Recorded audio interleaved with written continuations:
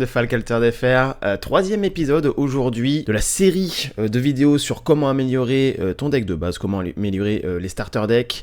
Et aujourd'hui on est parti sur Akecha et Taru et je vous montre ça tout de suite sur le site de deck building qui s'est bien amélioré pour le coup parce qu'on a accès enfin à toutes les cartes vu que là j'enregistre ça le 22 juillet que Equinox a mis toutes les cartes sur son site, donc le site de deck building a mis toutes les cartes sur le site de deck building forcément, et en plus même en termes d'ergonomie c'est beaucoup plus pratique, donc vraiment n'hésitez pas à l'utiliser pour le coup parce que c'est vraiment hyper pratique hein, comme je l'ai dit, c'est assez intuitif maintenant, ça va assez vite. On est parti pour Akecha et Taru. Alors je crois que pour faire ce deck vous avez 15 cartes qui sont dans le deck de base. Et après, bon, va falloir trouver un petit peu de cartes, bien entendu, il y a des cartes qu'on pourra remplacer, etc. Je vais vous en parler par la suite.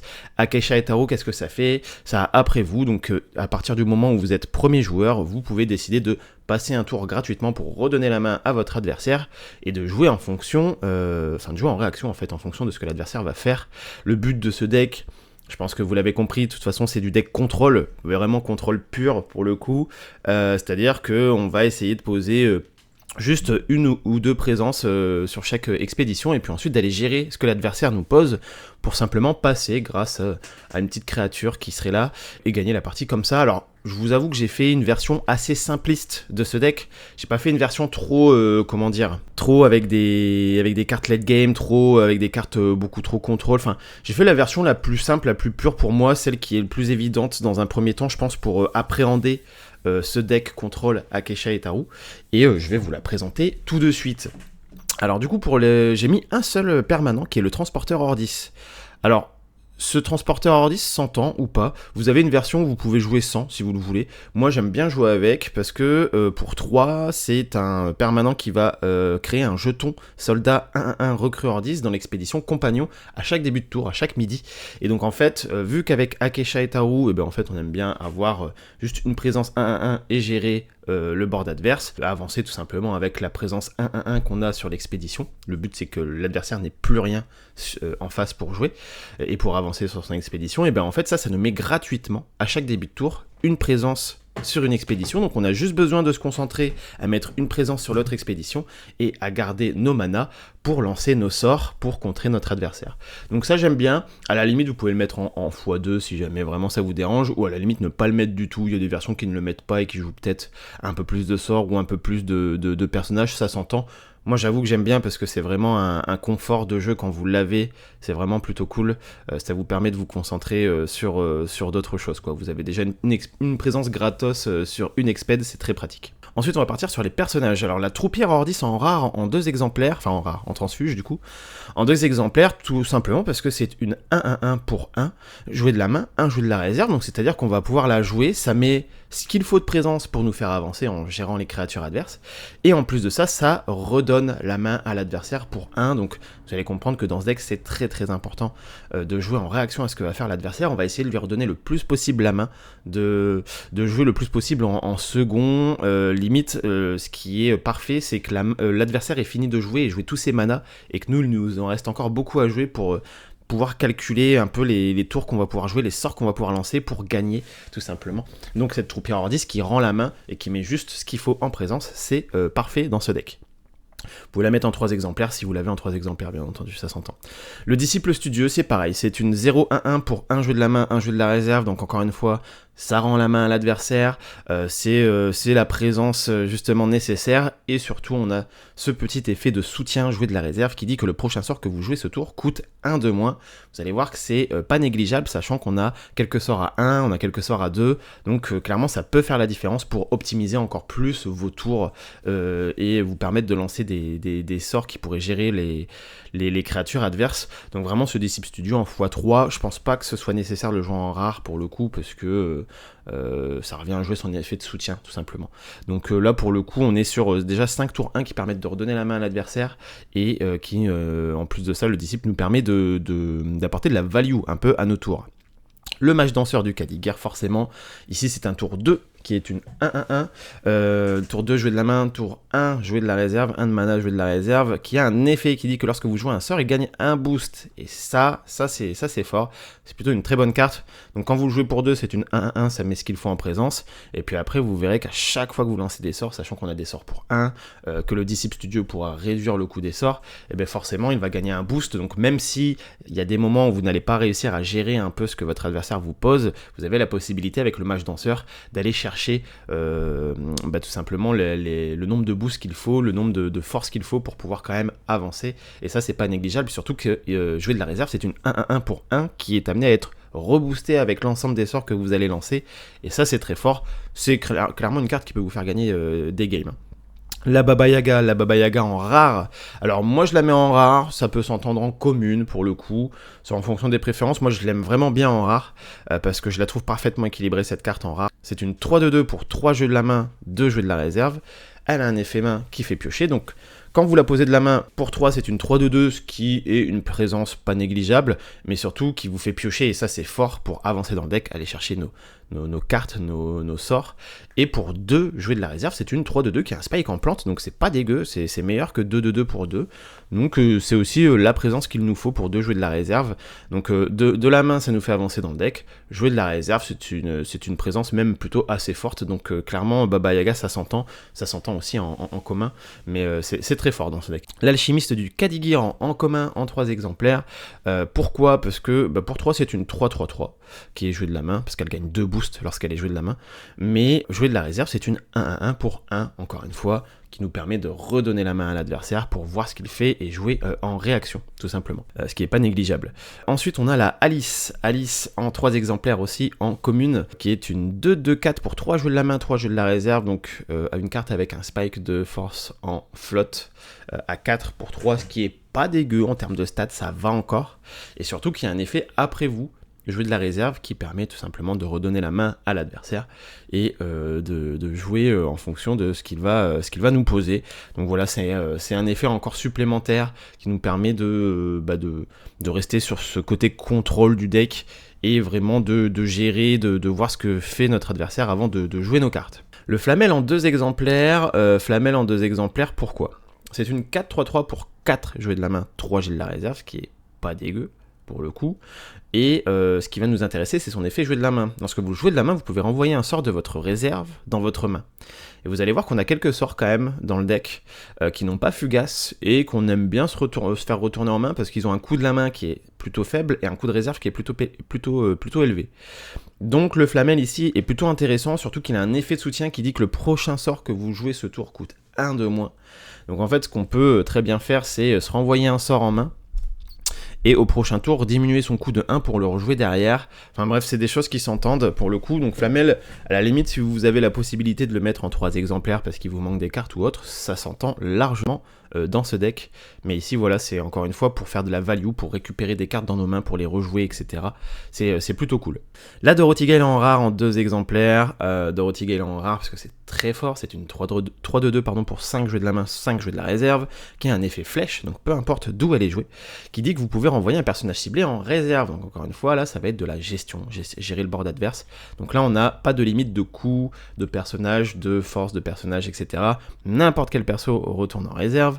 Donc là, clairement, c'est pour gérer le board adverse et son effet se fait aussi bien de la main que de la réserve. Donc c'est très fort. En 2 exemplaires. 3 exemplaires, ça peut se mettre aussi, encore une fois, s'il vous manque des cartes. Vous pouvez aussi la mettre en commune, parce que je crois qu'elle est en 1 exemplaire en rare dans le deck de base, et elle est en 2 exemplaires en commune, il me semble. Donc si vous ne l'avez pas en 2 exemplaires en rare, mettez-la en commune aussi, c'est déjà très bien. Alors on part sur la partie la plus importante du deck, qui sont les sorts, forcément. Et on commence avec 2 intimidations. 2 intimidations en rare, donc en version transfuge. C'est un sort qui a fugace, donc qui ne peut pas retourner dans la main grâce à Flamel, mais qui dit que vous pouvez renvoyer un personnage ou un permanent ciblé avec un coût de main 5 ou moins dans la main de son propriétaire. Donc en fait pour 2, potentiellement pour 1 si vous avez un disciple studieux ou un Flamel que vous défaussez de votre réserve, eh bien vous pouvez renvoyer 5 de valeur. Enfin, jusqu'à 5 de valeur de votre adversaire dans sa main, et ça c'est plutôt fort, forcément en fin de tour. Alors, petit tips avec cette intimidation, on aime bien renvoyer en main des cartes qui sont ancrées, des cartes qui sont boostées, et aussi, si votre adversaire, il ne lui reste plus que 3 de mana à jouer, essayez de lui renvoyer par exemple une carte qui coûte 4 dans la main, comme ça vous savez qu'il ne peut pas la rejouer ce tour-ci, ou si votre adversaire il lui reste plus que 2 mana à jouer, vous lui renvoyez une carte dans la main qui coûte 3, ainsi de suite, enfin voilà, je pense que vous comprenez un peu le délire. Le sommeil réparateur en 2 exemplaires, parce que c'est très très fort, Pour 1, vous endormez un personnage, c'est 1 jeu de la main, 3 jeux de la réserve, donc ça n'a pas fugace, donc c'est ce genre de sort qu'on veut se renvoyer dans la main grâce à Flamel, bien entendu, parce que jeu de la main ça coûte 1, pour le peu où vous avez un Disciple Studieux ou un Flamel que vous avez défaussé de la réserve, et bien ça peut vous coûter 0, et ça c'est fort. Donc vraiment, le sommeil réparateur, vous endormez un personnage adverse, ses stats ne comptent plus pour la fin du tour, donc voilà, c'est de la win condition, hein, c'est-à-dire que ça peut vous permettre de faire la différence et d'avancer sur une lane, pour le coup, c'est très fort. En 3 exemplaires, ça se met totalement si vous l'avez en 3 exemplaires et qu'il vous manque des cartes. L'entraînement magique. Entraînement magique, c'est pareil que sommeil réparateur, alors ça n'a pas le même effet, c'est 1 jeu de la main, 3 jeux de la réserve qui vous permet d'aller piocher une carte. Donc ça c'est un sort qui va vous permettre de rendre la main à l'adversaire quand vous jouez, comme un tour 1 en fait. C'est-à-dire que là pour 1, vous redonnez la main à l'adversaire, vous piochez une carte, et vous voyez ce que va faire votre adversaire. Ça n'a pas fugace, donc on peut se le renvoyer en main avec le Flamel, et puis pour peu où vous avez encore un Disciple Studieux ou un Flamel que vous défaussez de votre réserve, et bien vous pouvez le jouer gratuitement. Dans tous les cas, c'est un tour 1 qui rend la main à l'adversaire, c'est très très fort et ça fait piocher, on adore ça. Le zoo. Le zoo en commun en 3 exemplaires, 2 jouets de la main, 4 jouets de la réserve, donc c'est pareil, ça fait partie des sorts qu'on aime bien se renvoyer en main grâce à Flamel, parce qu'il n'a pas fugace, et qui a un effet qui dit que vous pouvez envoyer en réserve un personnage ciblé de coups de main 3 ou moins. Donc là on a une limite en termes de coups qui est de 3, donc ça va servir à gérer les petites créatures adverses. Pour le coup, c'est plutôt pas négligeable, 3, parce que ça peut gérer des Fiddic Drasil, ça peut gérer chez Muna des cartes qui vont s'ancrer pour peu cher, je pense à Dracaena, je pense aux champignons éternueurs, aux vendangeurs, etc. Ce genre de choses qui peuvent vite grossir. Ça gère pas mal de cartes aussi chez Ordis, chez Bravos, etc. Enfin bref, ça gère beaucoup de choses pour 3 ou moins pour le coup en ce moment. On est sur des decks qui sont plutôt agressifs pour le moment en tout cas, même si la méta n'est pas encore sortie, vraiment ça va vous être utile ce zoo, il va faire la différence. Donc voilà, ça peut aussi se renvoyer en main grâce à Flamel, c'est plutôt fort. C'est encore de la carte qu'on aime bien, de la carte de gestion. 2 portails de bannissement en commune. Ce portail de bannissement il a fugace, on pourra pas se le renvoyer en main, c'est une 4 jouets de la main, 4 jouets de la réserve, et ça vous permet de gérer et de défausser, donc ça n'envoie pas en réserve, ça défausse directement un personnage ou un permanent ciblé, et ça c'est fort, peu importe le coût du personnage, sa force, son effet, pareil pour le permanent, ça va gérer les monolithes, ça va gérer les ruches d'escarabottes, ça va gérer ce genre de choses, ça dégage tout simplement, c'est très fort. J'en ai mis 2, vous pouvez en mettre 3, là après c'est à votre bon vouloir, toutes les cartes qui ont en 2 exemplaires au lieu de 3 ou en 3 exemplaires au lieu de 2, après c'est à vous de tester, c'est à votre bon vouloir. Encore une fois, je n'ai pas parole d'évangile, on va dire pour le coup sur Altered. La furie du Kraken en un exemplaire en rare, vous pouvez le mettre en 2 exemplaires, en rare, en 3. 3 je pense que c'est peut-être un peu trop, moi je le laisserai qu'en 2 exemplaires maximum. Vous pouvez tester en commun, moi je pense quand même que c'est plus optimisé en rare. C'est 5 jouets de la main, 5 jouets de la réserve, ça a fugace, donc ça ne va pas en réserve à la fin du tour, et ça dit que vous pouvez envoyer en réserve jusqu'à 4 personnages ciblés avec un coût total de main de 6 ou moins. Donc mieux que sa version commune qui est jusqu'à 3 personnages ciblés avec un coût total de main de 5 ou moins. Donc là on a un perso qu'on peut renvoyer en plus avec un coût en mana supplémentaire qu'on peut renvoyer en plus. C'est très fort contre les decks qui vont jouer des tokens, par exemple je pense à Sierra qui va jouer des scarabottes. Il faut savoir que les tokens comptent comme 0 de valeur en mana pour le coup. Donc tout ce qui est token Ordis, Scarabot, Bouddha, Mo, etc. Ça coûte 0. Et ça vous permet aussi d'aller gérer surtout des decks aggro ou une lane totale sur laquelle il y a justement 6 de force. Hop, vous jouez ça gère toutes les créatures adverses. Vous avez posé votre petite 1-1-1.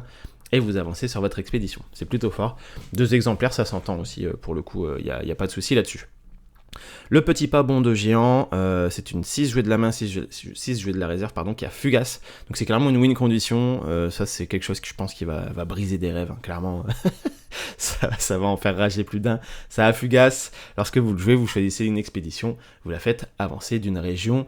Donc clairement, c'est votre win condition, c'est ce que vous voulez avoir en fin de partie. Vous avez besoin d'avancer que d'un seul côté, ou alors vous avez besoin d'avancer des deux côtés. Vous faites all-in d'un côté, vous gérez toutes les créatures d'un côté adverse, et puis à la fin, vous avancez de l'autre côté. Enfin bref, il y a plusieurs utilités à cette carte. En tout cas, c'est très très fort, c'est une win condition. Je pense qu'en 3 exemplaires, c'est peut-être un peu trop vu le fort coût de la carte. C'est quelque chose que vous voulez pas avoir en début de partie vraiment, donc vous voulez le top deck en fin de partie, ou le garder à un moment si vous allez le piocher avec les Baba Yaga ou avec les entraînements magiques. Mais voilà, ça peut faire la différence clairement. Donc voilà pour ce deck Akecha et Taru. On est sur beaucoup de sorts, hein. On a 15 sorts, on a 21 personnages. Et vous voyez en termes de courbe de mana qu'on a beaucoup de tour 1. Hein. On a vraiment beaucoup de cartes en tour 1 justement pour nous permettre de redonner la main à l'adversaire. On est sur une courbe de mana plutôt équilibrée.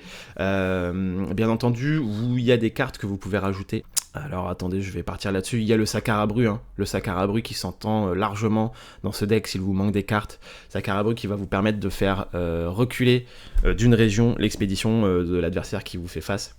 Donc vraiment c'est pas dégueu, moi ce qui me dérange c'est un peu son coût élevé en main, mais ça s'entend pour le coup, ce Sakarabru. Bien sûr vous avez des espionnages qui peuvent s'entendre, qui sont dans le deck de base, s'il vous manque des sorts ou autres. N'hésitez surtout pas à jouer l'espionnage, en plus de ça, qui va vous permettre de saboter une carte de la réserve adverse et à vous de ravitailler. Si vous ravitaillez un sort, si vous ravitaillez un disciple studieux, si vous ravitaillez un flamel, si vous ravitaillez un sort, vous pouvez le renvoyer dans votre main grâce à flamel. Si vous ravitaillez un flamel, vous pouvez réduire le coût d'un sort de votre main. Si vous ravitaillez un disciple studieux, c'est pareil, vous pouvez réduire le coût d'un sort de votre main. Donc vraiment cet espionnage se met clairement dans ce deck. Le saut de conjuration, à la limite, peut s'entendre si vous manque des cartes. Piocher 2 cartes pour 3, c'est pas dégueu. Après, piocher 2 cartes pour 5, jouer de la réserve, bon, je suis beaucoup moins fan. Le flamel peut vous permettre de le renvoyer en main. Moi, je préfère quand même que vous ayez des entraînements magiques plutôt que des sauts de conjuration. Mais si vraiment il vous manque des cartes, ça peut s'entendre. Et bien entendu, on a la Fée des Dents aussi, hein, qui s'entend parfaitement dans ce deck. La Fée des Dents qui est une 1-1 pour 2 jouer de la main, 2 jouer de la réserve. Jouer de la main, ça va saboter une carte de la réserve adverse. C'est pas la meilleure carte, je pense, mais c'est dans le deck de base. Donc si vraiment il vous manque des cartes, n'hésitez pas à jouer la Fée des Dents. Donc voilà pour ce deck Akecha et Taru Control. Comme je l'ai dit, c'est une version simplifiée du deck. Je pense qu'il y aura des versions un peu plus compliquées qui vont jouer avec des permanents, qui vont jouer avec des gros sorts, etc. Donc là, c'est vraiment, je pense, pour appréhender ce deck de façon un peu plus optimisée que ce que vous avez dans le deck de base. Si cette vidéo vous a plu, n'hésitez pas encore une fois à vous abonner, à liker, à partager, à lâcher un petit commentaire. Ça fait toujours plaisir et puis ça m'aide pour le référencement. Et je vous fais des bisous. Salut!